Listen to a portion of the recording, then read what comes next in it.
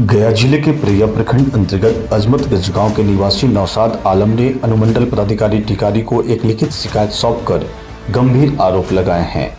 आरोप है कि 144 लागू होने के बावजूद भी अंचलाधिकारी प्रिया द्वारा स्थानीय पुलिस की मदद से विपक्षी पक्ष को जबरन खेत में जोताई और रोपाई की अनुमति दी गई है। शिकायतकर्ता नौशाद आलम जो अजमत गाँव के निवासी है, उन्होंने बताया है कि विवादित जमीन जिसका रकबा 22 कट्ठा 8 धुर है, उन्होंने 1964 के निबंधित पारिवारिक बंटवारे के तहत प्राप्त हुई। इस संबंध में बात संख्या 269/2025 धारा 144 के अंतर्गत थाना प्रिया में लंबित है, जिसमें अनुमंडल पदाधिकारी द्वारा स्पष्ट आदेश है कि पारित कर यथास्थिति बनाए रखने का निर्देश दिया गया है।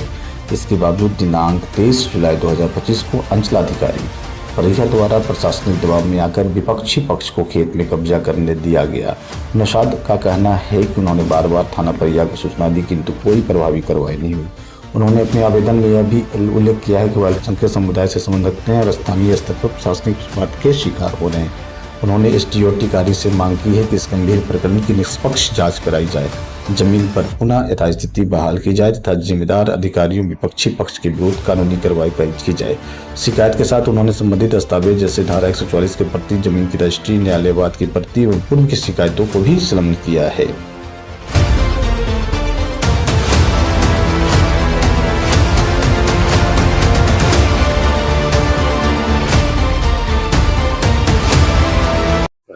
जी, ये मेरा खतियानी जमीन है, समझे ना। हमारा दादा सदीक मलिक के द्वारा चारों भाइयों के बीच बराबर बराबर का हिस्सा बांट दिया गया था।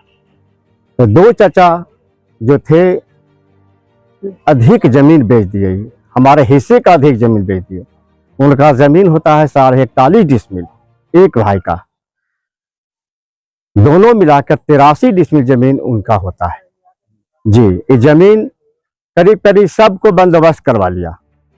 मेरा भी हिस्सा, हम 2 हिस्से के मालिक हैं। एक थे शफीक आलम, हमारे पिताजी हुए, और दूसरे थे हमारे अजहर चाचा, जो 1969 में उनका इंतकाल हो गया, यानी मृत्यु हो गई।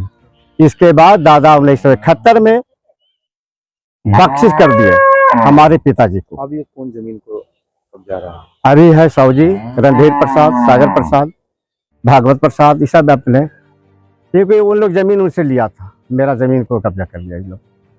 प्रमाण आखिर डॉक्यूमेंट किसके पास है? मेरे पास भी डॉक्यूमेंट है। कोर्ट का बंटवारा है 1964 का, 29/4/1964।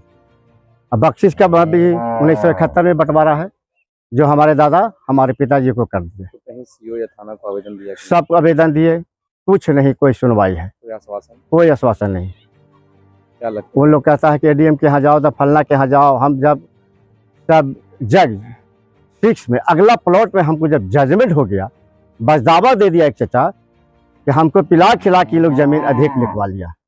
यही है। कितना जमीन है? मेरे पास 53 डिसमिल जमीन अभी बच रहा है सर।